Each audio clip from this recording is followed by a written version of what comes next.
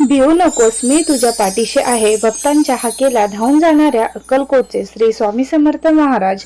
मित्रांनो, स्वामींना 56 भोग नको असतात, त्यांना हवी असते खरी भक्ती. पण तुम्हाला माहीत आहे का, स्वामी समर्थांना पुरणपोळीचा नैवेद्य अत्यंत प्रिय आहे. स्वामींना पुरणपोळी का दाखवावी, या नैवेद्यामागे कोणते आध्यात्मिक रहस्य आहे आणि स्वामींना नैवेद्य दाखवताना कोणत्या 5 चुका टाळाव्यात, हेच आपण या व्हिडिओमध्ये पाहणार आहोत. व्हिडिओ शेवटपर्यंत नक्की बघा.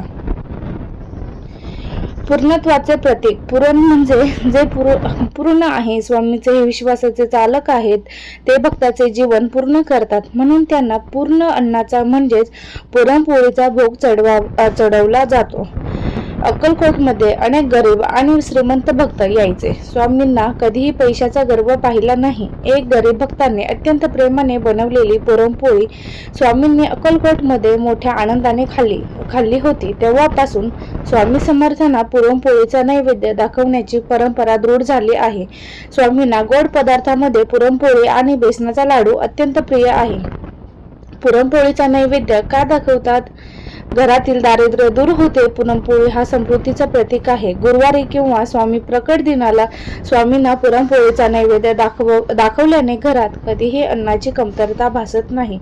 आनंद आणि गोडवा वाढतो. ज्याप्रमाणे पुरणपोळीत गूळ आणि वेलचीचा गोडवा असतो, त्याचप्रमाणे स्वामींच्या कृपेने कुटुंबातील सदस्यांमध्ये प्रेम आणि गोडवा वाढतो.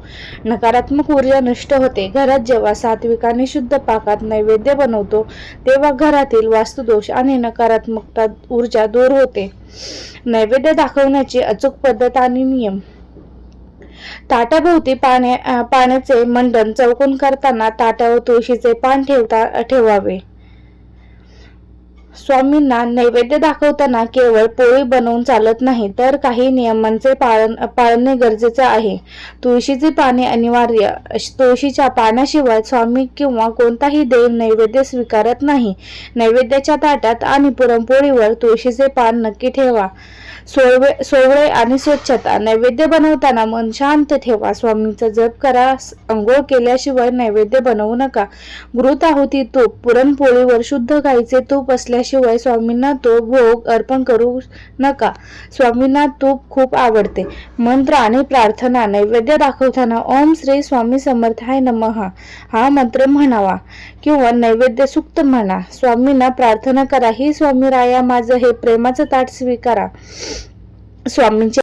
तर भक्तांनो, पुढच्या गुरुवारी किंवा कोणत्याही शुभ दिवशी स्वामींना आपल्या हाताने प्रेमाने पुरणपोळीचा नैवेद्य नक्की दाखवा आणि त्यांचे आशीर्वाद मिळवा.